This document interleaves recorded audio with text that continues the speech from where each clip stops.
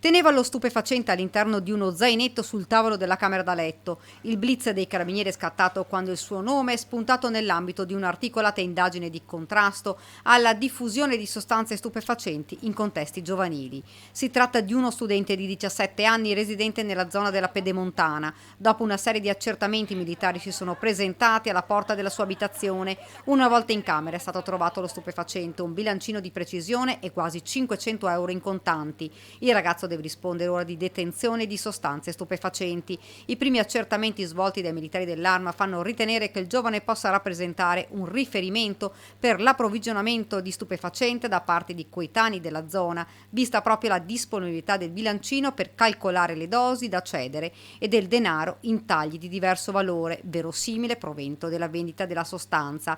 Tutto è stato sottoposto a sequestro. Ora bisognerà accertare se lo studente rifornisse altri giovanissimi anche nei pressi o nelle scuole della zona. Dopo la convalida dell'arresto, il Tribunale dei minorenni di Venezia ha disposto l'applicazione nei confronti del 17enne della misura coercitiva della permanenza in casa. Potrà uscire solo per andare a scuola. Le indagini dei carabinieri continuano per accertare dove lo studente acquistasse la marijuana e dove la smerciasse.